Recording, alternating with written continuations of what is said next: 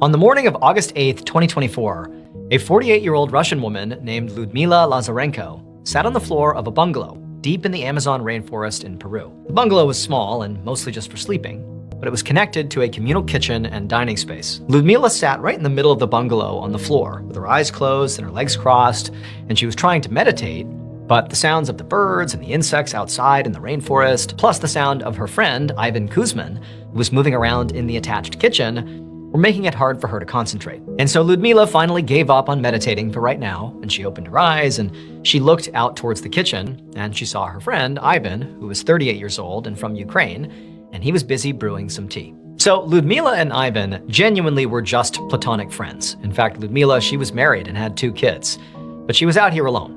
She and Ivan were actually part of what was a retreat out in the Amazonian rainforest with other people from all over the world who had come out here to meditate in nature and do some soul searching and hopefully come back to their regular lives with some additional perspective. Now, Lyudmila and Ivan had been going to retreats like this for the better part of 2 years, and that was actually how the two had met each other. And so they were just friends. They had this similar interest in going to retreats like this one. But there was one aspect of these retreats that really is the thing that drew Lyudmila and Ivan out to the rainforest. It was not just to sit in nature and just hope for the best. They would go to these ayahuasca retreats, where basically they were led through this meditative process where they would drink this very special tea that would sort of affect you in different ways. And, some people believed it sort of led you on this spiritual journey where, it's just this very powerful, soul-searching event where you come out of this thing feeling like a different person. If you've had trauma in your life, or you have, post-traumatic stress, or maybe you have trauma in your life that you're not even aware of,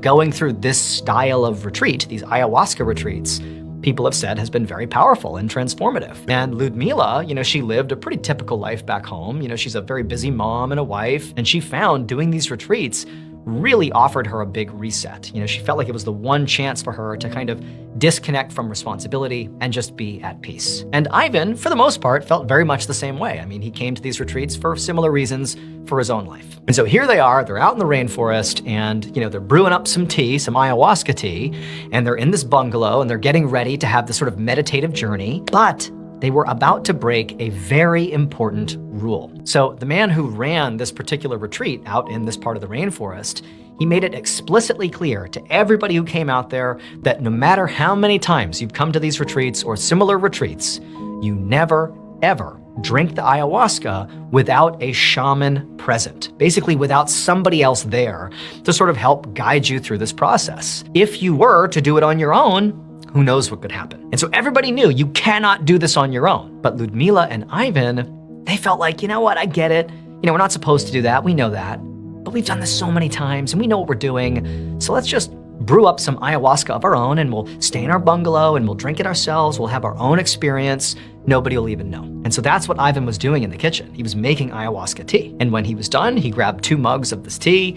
He walked back over to Lyudmila, who was in the bungalow section.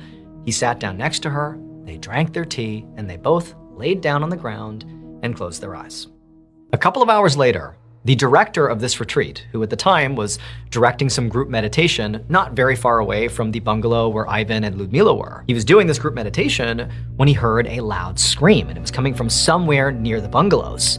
And instinctively, he got up, he abandoned the group he was with, and he ran to the scream. And he saw one of his staff members. She was the one who screamed, and she was standing looking into the bungalow where Ivan and Lyudmila were. And so the director rushes over and gets right next to this woman, and he looks into the bungalow, and immediately he knew 2 things. One, he knew for a fact these 2, Ivan and Lyudmila, had broken the rule. They had taken ayahuasca without a shaman present.